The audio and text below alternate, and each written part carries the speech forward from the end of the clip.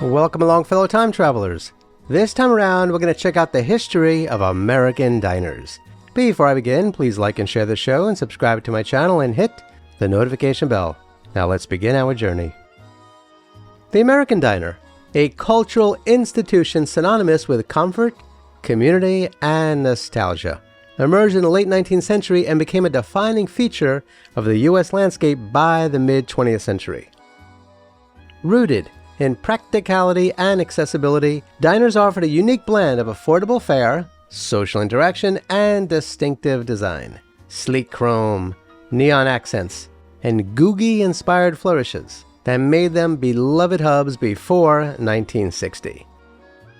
From their humble origins to their peak as roadside beacons, diners reflected America's evolving tastes and social fabric, with jukeboxes and counterculture shaping their vibrant atmosphere. The diner's history began in 1872 in Providence, Rhode Island, when Walter Scott, a part-time pressman, converted a horse-drawn wagon into a mobile lunch cart to serve workers late-night meals.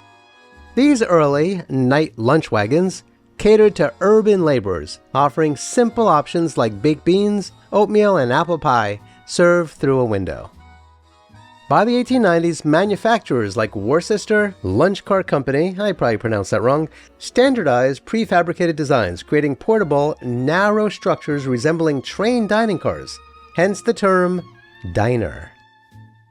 By 1913, a gentleman named Jerry O. Mahoney's New Jersey-based company mass-produced these units, shipping them nationwide.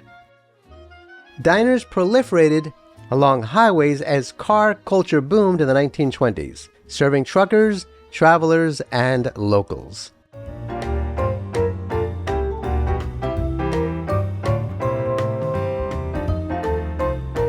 By the 1940s and 1950s, an estimated 6,000 diners dotted the U.S., becoming democratic spaces where blue-collar workers, families, and teenagers mingled, especially after World War II, when prosperity fueled roadside dining. Life in diners was a microcosm of American community. Open 24 hours or late into the night, they were havens where patrons sat at counters on swivel stools or in cushioned booths, chatting with waitresses who often knew their names. The counter fostered camaraderie, with regulars swapping stories over coffee, while teenagers flocked to booths after school, drawn by the social buzz. Jukeboxes, introduced in the 1930s by companies like Wurlitzer and Seeburg, were diner staples by the 1940s. Tableside jukeboxes, compact selectors allowing patrons to pick songs for a nickel, blasted hits by Glenn Miller or Elvis Presley, or both, turning diners into lively soundscapes. Do you remember those? I remember those. Those were awesome. Little jukeboxes right there on the table. You just turn the dial and look for the song you wanted, and the thing kept flipping and flipping and flipping and flipping as you looked for the song you wanted to hear. Those were really cool.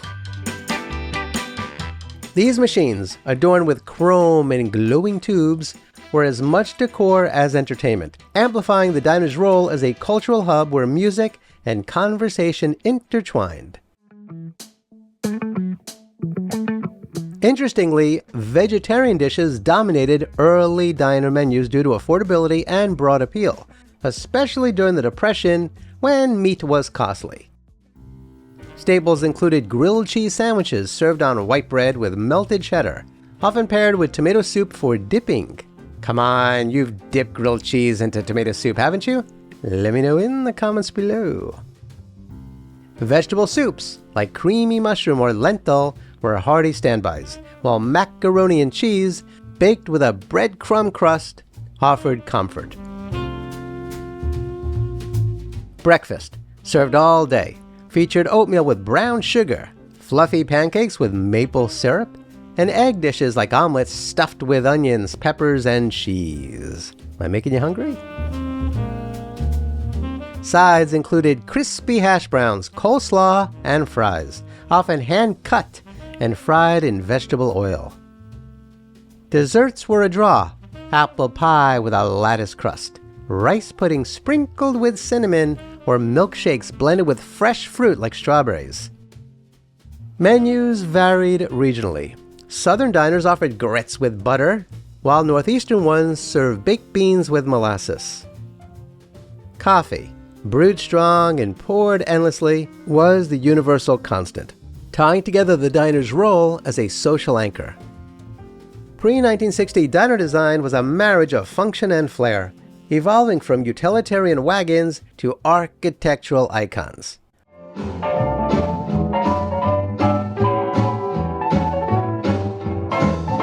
Early models, built from 1910 to 1930, were compact, with wood-paneled interiors, tile floors, and simple stools along a counter. By the 1930s, manufacturers like D. Raphael and Paramount embraced stainless steel, giving diners a sleek, modern look inspired by streamlined trains. Exteriors featured polished chrome trim, large plate glass windows, and porcelain enamel panels in vibrant colors like red or turquoise. Neon signs, bold, glowing script proclaiming "Eat," or the diner's name, became hallmarks visible for miles along highways. The 1950s ushered in even more Googie architecture, a futuristic style born in California coffee shops, characterized by angular roofs, starburst motifs, and boomerang shapes. I love Googie architecture. How about you? The world would be a better place if we had more Googie architecture. Just saying. Diners like Mel's Drive-In in San Francisco adopted these elements, with cantilevered roofs and neon-lit clocks, evoking space-age optimism. Interiors boasted terrazzo floors, formica countertops in pastel pinks or blues, and cushioned booths with vinyl upholstery. Tabletop jukeboxes, often chrome-plated with bubble tubes, complemented the aesthetic, their glow matching neon-trimmed walls. Manufacturers' customized design often featured curved glass corners, while some diners had barrel roofs, ensuring variety, from urban greasy spoons to rural roadside gems. Their affordability, most dishes cost under $1, made them inclusive for working-class patrons. The vegetarian focus kept prices low, appealing to diverse diets, including Jewish and immigrant communities avoiding meat for cultural or economic reasons. Unfortunately, by the 1960s, diners faced competition from fast food chains like McDonald's, which prioritized speed over variety and ambiance.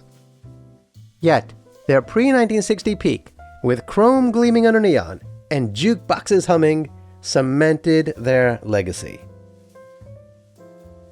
Today, preserved diners like New Jersey's Summit Diner or Connecticut's Main Street Diner evoke this era. Their comfort food and retro designs a testament to a time when diners were America's beating heart, serving not just meals, but connection and culture. So, what do you think of the history of American diners? Have you ever eaten in one? You know I have. Let me tell you something. When I was a kid, everyone in my family was an insomniac. And if my mom or my aunt couldn't sleep, didn't matter what time it was, and didn't matter how old we were, they'd pack us up into the cars and head on over to a local diner over in New Jersey, by the way, which is right across the water from New York. So yeah, New Jersey diners, you could find me there. In fact, I really loved them. There is nothing in the world better than a corn muffin from a New Jersey diner. You know it's true. I'd love to have a corn muffin right now. Wouldn't you? Who doesn't love corn muffins? Anyway, please share your thoughts in the comments below. Kindly remember to like, share, and subscribe, and hit the notification bell. Please check out the links below to learn how to support my research and productions.